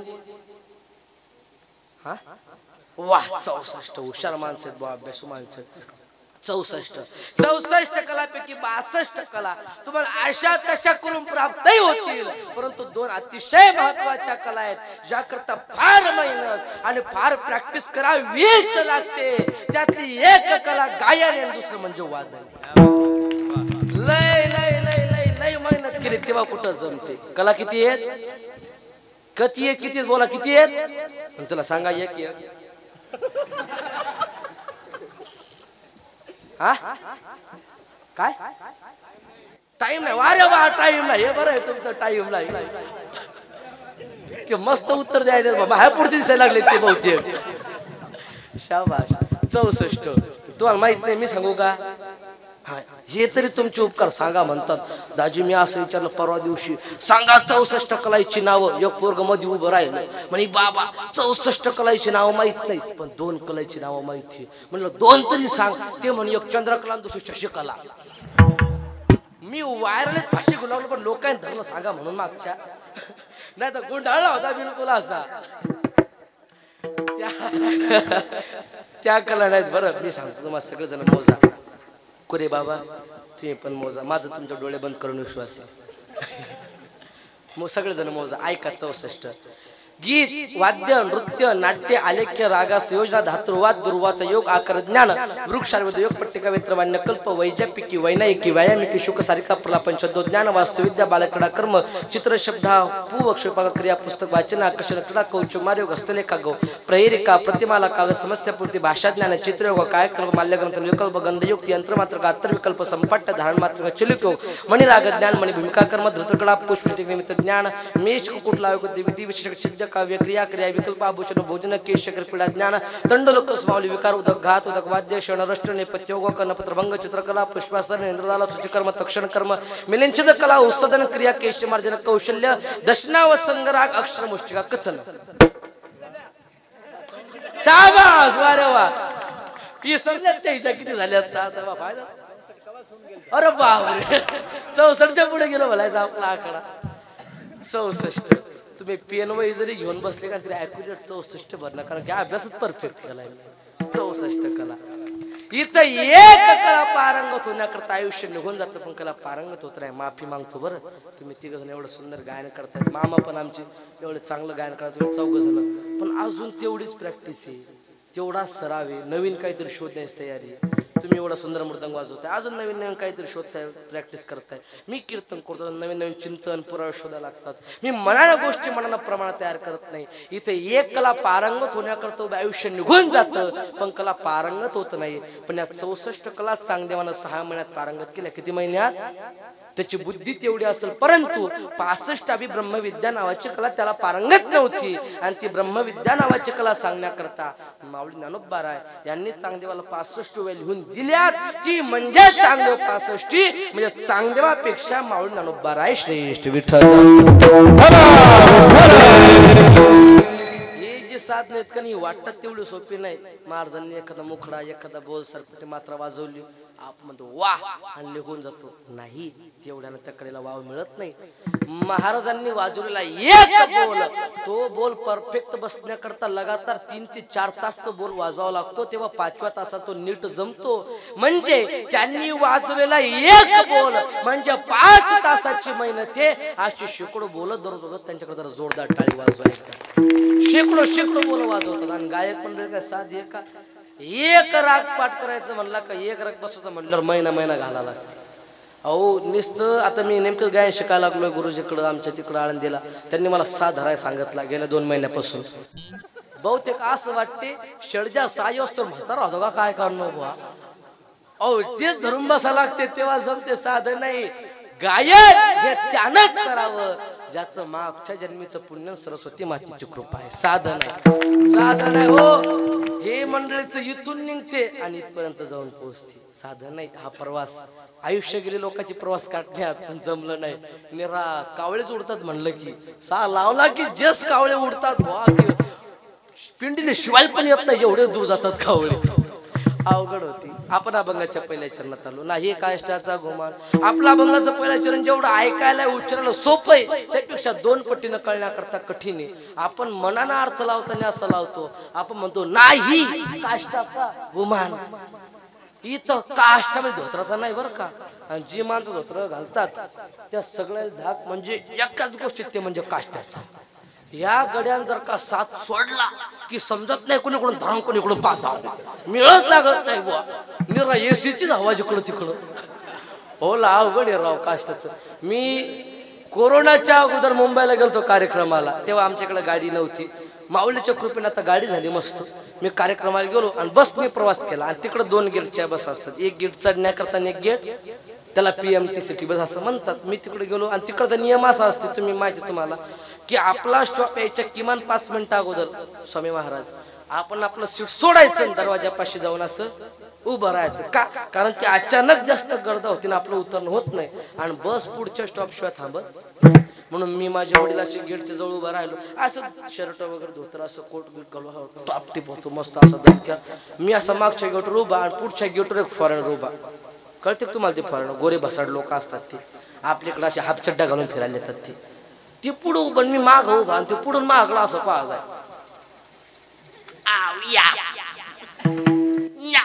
म्हणलं हत्या काय बो हे माझ्या असं धाकधूक करे गडी राहिला 5 मिनिटांना आला भाऊ माझ्याकडं बरं आला सरका नाही आला आपण मंदिरात कशाची प्रदक्षिणा मारतो तशी त्याने प्रदक्षिणा मारली अशी म्हणलं काय मिळे भाऊ गडी असं गडी राहिला धरलं त्यांना काष्टा नाही तो या पाया पडतो काष्टा सोड त्याला कायची मराठी कळते त्यानं वरून धरला मी खालून धरला म्हणजे सुटला तर आवरायला सोपं पडल बुवा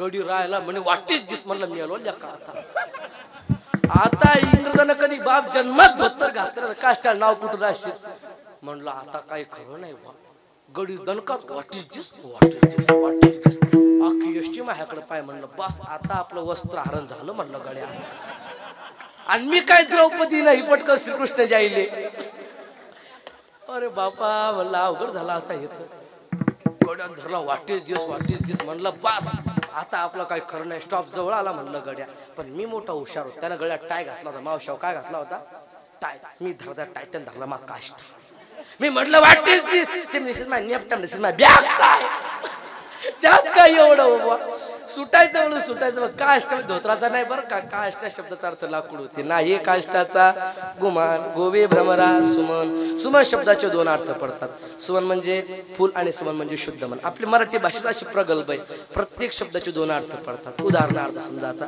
कार्यक्रम झाल्यानंतर आपण अशी 8-10 जण बसलो आणि एखादा माणूस आपल्या जवळ म्हणला वा महाराज वा आमच्या गावात एवढ्या वर्षापासून सप्ताह चालते असा कार्यक्रम झाला एक नंबर याले म्हणाव गायन याले म्हणाव वादन याले म्हणाव साऊंड याले म्हणाव कीर्तन वा लई जबरदस्त असं वाटते अर्धा घंटा अजून चालत होतं लईच भारी कीर्तन झालं माझी अशी इच्छा आहे की तुम्ही आपल्या घरी चहा पाणी घ्यायला या जवळच इथं आपलं घर वाटत येळा बाबळीच्या झाडाखाली आपलं घर आहे म्हणलं चालेल बा आता एवढी तारीफ केली म्हणल्यावर मग छाती फुगली ना गुंड्या फाटवतो मग आम्ही निघलो आता मग ही तारीफ केली म्हणल्यावर पुढं कोण राहील कीर्तनकार मी आहे ना पुढं मी असं रुबाबात चाललो आई भारी कीर्तन झालं असं आमची महाराज मंडळी अशी माग तो माणूस वाटच पाहत होता दरवाजा उघडा ठेवला होता आमच्या बोलण्याचा चपलाचा आवाज त्या माणसानं ऐकला दारी उठून दरवाजात आला आणि आम्हाला असं पाहिलं मी नेमकी तसं बूट काढला चप्पल काढली त्याच्या चौकटीच्या आत असा पाऊल टाकला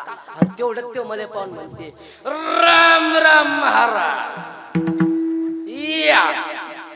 या बस नाही आपलं या जाईल का हो माणूस त्याच्या घरी एखाद्या सुगरणबाईनं 10 लिटर दुधाचं 1 लिटर दूध केलं एवढं ते दूध आटवलं त्यात काजू बदाम किशमिश केसर इलायची काय टाका सांगा मला सोडून बाकी सगळं सांगा तुम्ही असे लई मोठे पदार्थ टाकले 1 नंबर बासुंदी बनवली आणि ती बाई जर कापली झाली मला गिळ बाप गिळ खा वाटल का हो माणसाले मला सांगा तुम्ही असं आतून उलली ती अशी आतून लगे अशा खाला वाटत त्याच जागी एखाद्या गरीब घरच्या बाईने इकडे जाय तिकडे जाय याला माग त्याला माग असं करून एखादा तांब्या दूध जमा केलं त्यात थोडीशी साखर 1-2 इलायची सोलून टाकली गरम केलं आपल्या जाळी म्हणून बाबा गरिबीत गोड माना खा वाटते माणसाला त्याच्यामुळे बोलणं कसं पाहिजे मधुरा वाणी ओठी तू का म्हणे वाव पोटी आली मुखा वाटे अमृत वचन मुखी अमृताची वाणी देह देवाचे कारणी बोलू ऐसा बोले जिने बोले विठ्ठल जैसा आसानी मवाळ मिठू आणि रसाळ शब्द ऐसे कल्लोळ अमृताचे किंबहुना हिंदी भजन मिठू मिठू बोलू तारो काय बिगडे 6 प्रमाणे एकाचे सांगितले सारं बोलणं माणसाचं गोड पाहिजे चांगलं पाहिजे एका शब्दाचे 2 अर्थ एक राजकारणी आपल्या घरात बसला होता आणि बसल्या बसल्या सहज म्हणाला की मी एवढा मोठा माणूस आहे की माझा कोणी अपमान करू शकत नाही त्याची बायको जवळच बसली होती बायको म्हणे 1 मिनिट थांबा काय बोलले तुम्ही हे म्हणे महा कोणी अपमान करू शकत नाही बाई म्हणे अप्पा तुम्ही किती का मोठे असं पण तुमचा मान करायचा का अपमान करायचा माझ्या हातात हा म्हणे छे बाई म्हणे लागली पैस हा म्हणे लागली पैस बाई म्हणे 6 महिन्याच्या आत तुमचा कुठं ना कुठं अपमान करेल हे म्हणे कर पण बाई म्हणे एका आठवण अपमान केल्यावर माझ्यावरती रागवायचं हे म्हणे नाही रागवणार कर म्हणे अपमान ती बाई पण मोठी दिमागदार होती कारण की ती आमच्या गावची होती हो तिने बरोबर 2-4 महिने जाऊ दे विचारच करत होती अपमान कसा करावा आणि दिवाळीचा सण आला आणि निवडणुका येऊ लागल्या म्हणून पूर्व तयारी करण्याकरता घराच्या बाजूला श्रीक्रमी जागा होती त्यात मंडप टाकला राजकारण्यांना साऊंड वाले आणले सगळे कार्यकर्ते बोलवले हातात माईक घेतला भाषण द्यायला सुरुवात केली राजकारण्याला आणि त्याची बायको घरात होती दिवाळीचा सण होता दिवाळीला आपल्याकडे खायला काय बनवतात पुरणाच्या पोळ्या बनवतात आणि ती पुरणाची प्रोसेस अशी लई अवघड डाळ आणायची ते कुकर मध्ये टाकायची, 3 शिट्ट्या मारल्या की बाहेर काढायची, नंतर ती मिक्सर मध्ये टाकायची, त्यातून लगेच ती बाहेर काढायची आणि मग ती पोळीत भरायची, मग ती लाटायची ती पुरण आणि मग ती तव्यावर टाकायची, तव्यावरची गरम गरम पोळी जेवणाला. बरोबर का मावशी? मग काय चुकलं काय याच्यात? बरोबर आहे ना? पण त्या पूर्णातल्या गोष्टीला अशी सवय लागती, जिथे घ्यायचं 5 मिनिटात बाहेर आला. ए मुलांना 5 मिनिटात बाहेर म्हणायचं. काय म्हणायचं?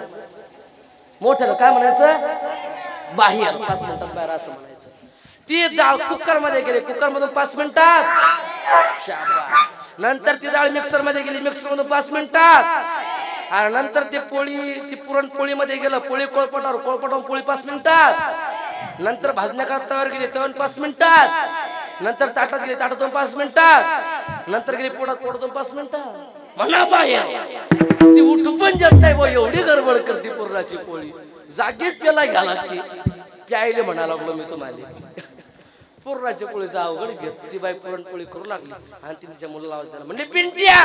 काय मम्मी? इकडे ये म्हणे. काय काय काय काय? बाजूला तुझ्या पप्पाची सभा चालू आहे म्हणे. मग त्या सभेत तुझे पप्पा हातात माईक घेऊन भाषण द्यायला लागले म्हणे. मग तू सभेत जायचं, अगदी स्टेज जवळ जायचं. पप्पाला म्हणे, पप्पा मला माईकवर बोलायचं.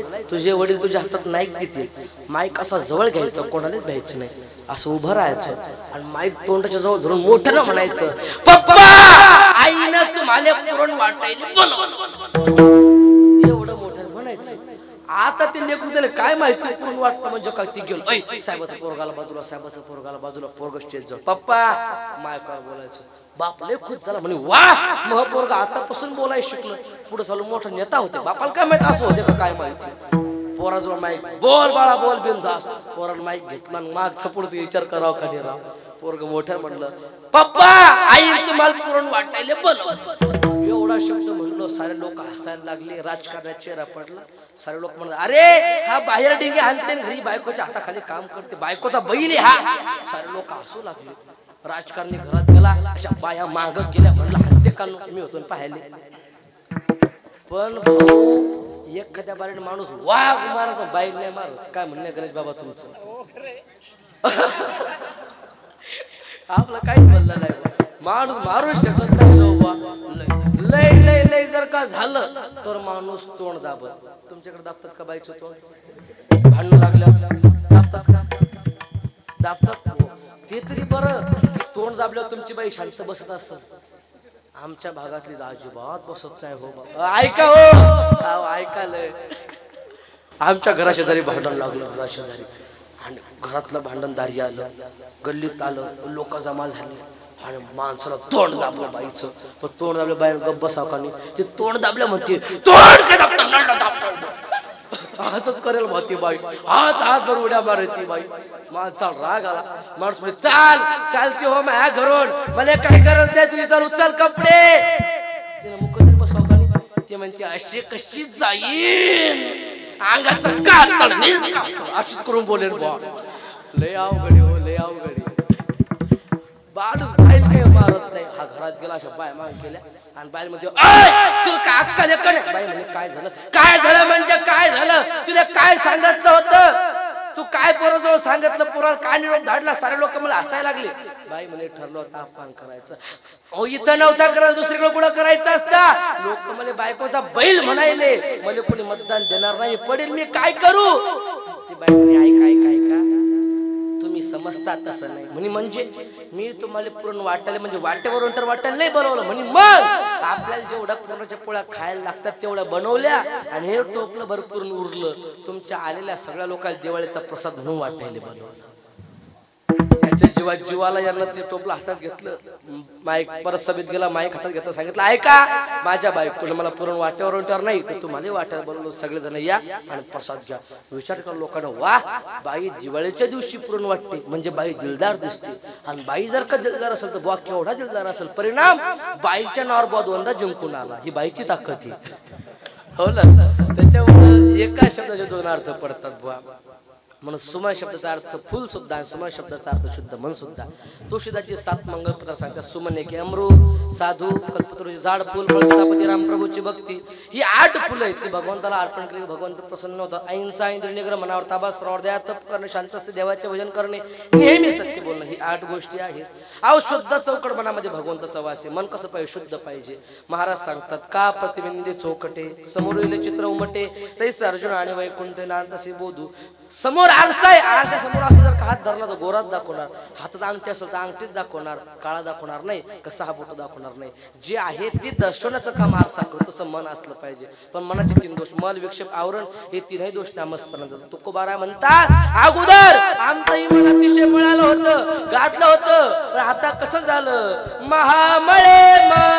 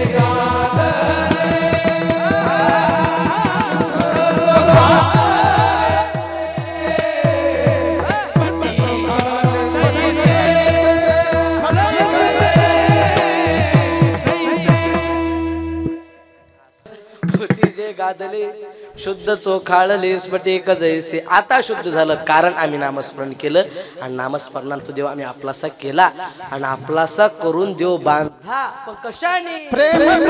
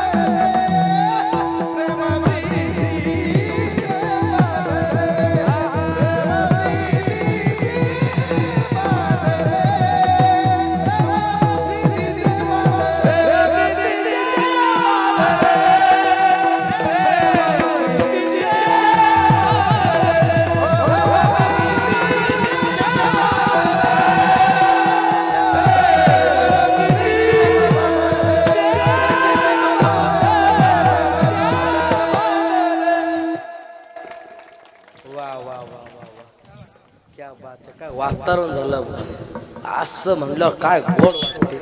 असं वाटते अर्धा तास अजून चाललं तरी चालू द्या. असं मस्त वाटते, गोड वाटते बुवा ऐकायला. छान.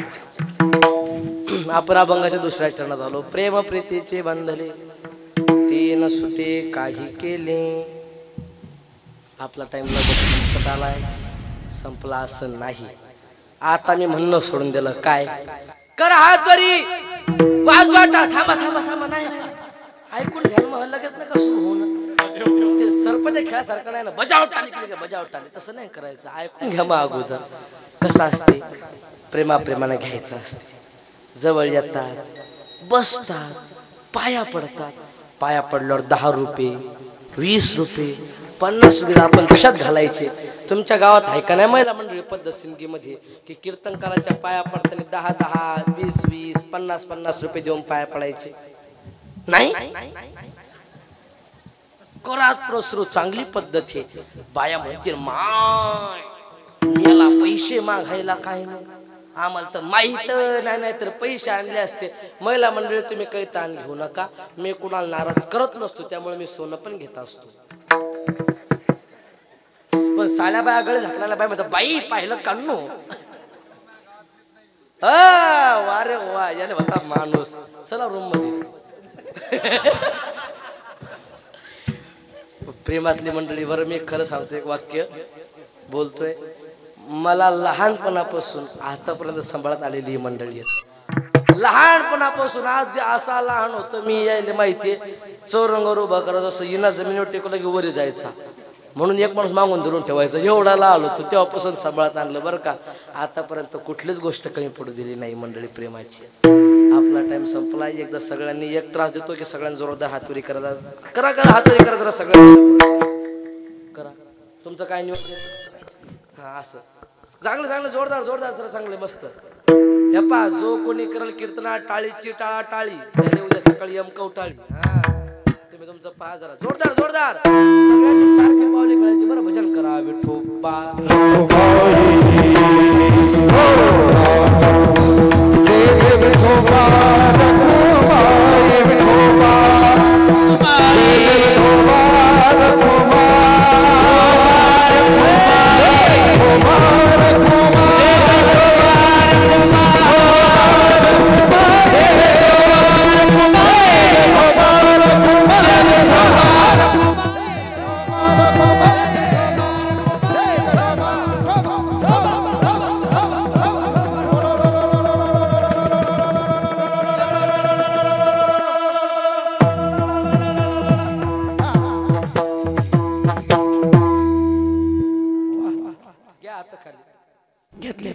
अगोदरच घेऊन टाकलं कान्नूचं मी तर.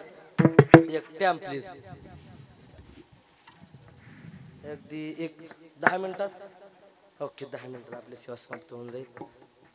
प्रेम प्रीतीचे बंधले ते न सुटे काही केले. जीवनात प्रेम महत्वाचे, कारण प्रेम सूत्र दोरी नेतो तिकडे जातो हरी. प्रेम महत्वाचे, प्रेम नसल जीवनात काही अर्थ नाही. प्रेम महत्वाचं.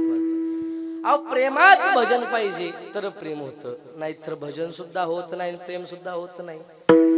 भजनच अशी गोष्ट आहे जी निर्गुण निराकारातल्या देवाला सुद्धा सगुण साकार करते. त्याला कारण आहे भजन. स्वतः भगवान श्रीकृष्ण अर्जुनाला सांगतात मी कशाने भेटतो आणि मी कुठे, आणि या संबंधीचं वर्णन मावले करतात. थोडा इको थोडा रिटर्न मला द्या. Hello hello hello hello hello hello. तुम्ही वैकुंठी नसे एक वेळ भाविन दिसे. परियोगियाची मानसे उमरडो निजा. पर्येतया पाशी पांडवा हरपलो गिवसावा. तेत नाम घोष बरवा करीती ते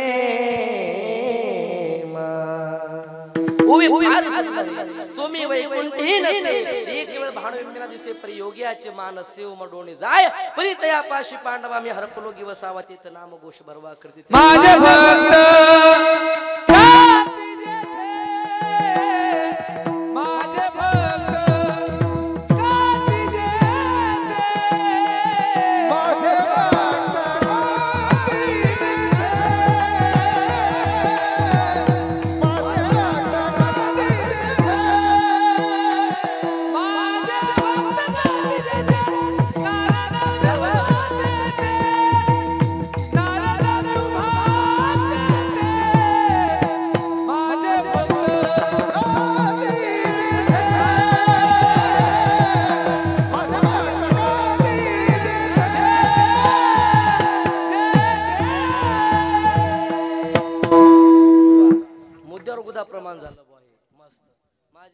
गाते जेथे नारदामी उभा तेथे. उवीचा अर्थ फार सुंदर आहे. भगवान श्रीकृष्ण अर्जुना सांगतात, अर्जुना अरे लोक म्हणतात की देव वैकुंठात असतो, पण एक वेळेस मी वैकुंठही नसल तो मी वैकुंठही नसे. लोक म्हणतात देवाचा एक अंश दररोज सूर्यात असतो, पण एक वेळेस माझा तो अंश सूर्यातही नसल, भावबिंबीना दिसे. आणि जे योगी 1,000 वर्षापर्यंत अशी भावमुद्रा करतात त्यांच्याही स्वप्नात न जाणारे मी देव, पण परितया पाशी पांडवा मी हरपलो किंवा सावा, पण या पाशी पांडवाजवळ आल्यापासून मी माझं देव पण हरपून गेलो, कारण तेच नाम घोष बरवा करीत ते माझा. पांडवांनी नामस्मरण केलं. तुमच्या पाठातला अभंग असेल, पाहते पांडव अखंड वनवासी परिता देवासी आठवीती. पांडव किती होते? 5. खरे पांडव किती? खरे खरे खरे पांडव किती? 6. 6 पांडवांपैकी मोठा पांडव कोण? कृष्ण. कर्ण. पण 5 पांडवांपैकी मोठा पांडव कोण? धर्म. बर 5 पांडवांची नावं काय? वाह क्या बात है, अभ्यासू माणसे. 5 पांडवांची नावं त्यांना पाठ आहेत. कौरव किती होते? किती होते? 100. चला सांगा एक. पुढच्या वर्षी दाजीले म्हणते काय हा वारे वा टाइम झाला. पुढच्या वर्षी आमच्या दाजी लोक म्हणतील दाजी 500 आमच्याकडून घ्या, पण तो महाराज बोलू नका बुवा, तो लई विचारते. माझं कामच आहे. तुम्ही कुठं ऐकलं का 100 कौरवांची नावं? ऐकली का? कोण्या कथाकार कीर्तनकारा सांगितले का? नाही. मग धोरणाची जो माल कोणाच्या दुकानात नाही तो फक्त आपल्याच दुकानात असला पाहिजे. आणि तुम्हाला हे ऐकायसाठी दुसरी कॉफी भेटणार नाही, मलाच बोलवा लागल. आपलं काम असते. तुम्हाला 100 कौरवांची नाव सांगतो, सगळेजण मोजा बर का. ऐका. अनुविंदा अयोबाहू अनुदारा अपराजित अग्राई अभया अनगृष्य आदिकेतू आलोलुपा उरन्नाबा उग्रयोध उग्रसर्व उग्रसेना कवची प्रधान कुंडी कुंडडारा कुंदभेदी कुंदधारा कुंदसे कुंदुसाई चारुचित्र चित्रा चित्रसेना चित्रवर्मा चित्राक्षा चित्रांगा चित्रकुंडल चित्रयुद्ध उपचित्र जलगंध जरासंग दुर्योधन दुःशासन दशहा दुर्दश दुष्प्रदर्शन दुर्दर्शन दुर्मुख दुष्कर्ण दुर्माडा दुर्विगा मोचन धृतवर्मा धृतक्षत्र दुर्धर धृत दिद्रसंद दुष्प्रजाई दीर्घलोचन दीर्घरोमा दीर्घभू धनुर्धारा धृतरथश्रेय निशांगी नागडत नंद उपनंद पाशी बालाकी बालवर्धन बहवासी भिंबा भीमवेगा भीमरथ श्री महोदरा महाभाऊ युयस्यू रौद्रकर्म विंदा विकर्ण विवरी विवसु वाटवेगा विशालाक्ष वीर्यवन वीरजासा वीरबही विकताना वृदारक सम सहा सालन सदा सत्वा सरसाना सदस्वाग सत्यसंदा सुवर्मा सुबाहू सुलोचना सुनाबा सुशेना सुवक सुवस्ताचा सुवर्णाचा सेनानी सोमकीर्ती प्रथम आणि प्रमिती. Accurate 100 accurate. शेवट लोक जमलं बुवा. तेवढ्यात तबडक मध्ये घोडा सेनगावच्या पुढे गेला असता. मला वाटतं फास्ट म्हणायला लागलो, म्हणतात करतो तिरगड म्हणलं अवघड व्हायला बसला आता. 100 कौरव. गांधारीला होणार होती 100 मुलं, पण तिला पाहिजे होती एक मुलगी. तिचं नाव मुलगे जन्माला तिचं नाव होतं दुःशाला, आणि जी जयद्रथला दिली होती. जयद्रथ जो अर्जुनाने मारला तो सक्का मेवना होता या कौरवाईचा. आणि मग हे तर 99 मुलं झाले, मग एक आणता कुठून, म्हणून दासीचा पोरगा युयुस्यू त्यांना दत्तक घेतला होता ना. 100 कौरव झाली होती ही. 100 कौरव 5 पांडव. आणि 5 पांडव वनवास किती वर्षाचा? दाजीच्या आठवणी आपण किती वर्षाचा? 12 किती? 12 वर्ष वनवास आणि 1 वर्ष अज्ञातवास. टोटल किती झाला बाबू? 13. आता ढोबळ मनाने विचार करा, 13 वर्षाच्या वनवासाला अखंड म्हणता येईल का? येईल रे बाबा म्हणतील, मला का माहिती. म्हणता येतील का? अहो 13 वर्षाला संपणार अखंड कसा? मग तुकोबा म्हणतात पाहते पांडव. चुकलं का? नाही तुकोबा राहायचं नाही नाही नाही नाही, त्याचा अर्थ तसा ना लावायचा. अभंग असा आहे, पाहते पांडव अखंड वनवासी परिता देवासी आठवते असा अभंग आहे. त्याचा अर्थ असा लावायचा, पाहते पांडव वनवासी अखंड शब्द काढायचा. पाहते पांडव वनवासी परी अखंड त्या देवाशी आठवते असा जोडायचा. म्हणजे पांडव वनवासात होते खरी, परंतु अखंड त्या देवाला आठवत होते म्हणून द्वारकेचा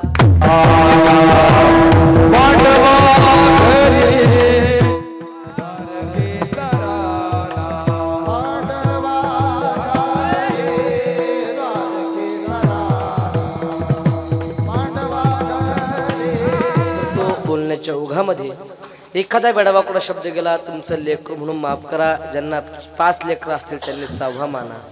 ज्याला 4 असेल त्यानं 5वा माना, ज्याला 3 असेल त्यानं 4था माना, ज्याला 2 असेल त्यानं 3रा माना, ज्याला 1 असेल त्यानं 2रा माना, ज्याला पोरगड असेल त्यानं दत्तक घ्या. रेडी आहे मी. सर्वांची समर्पित करतो.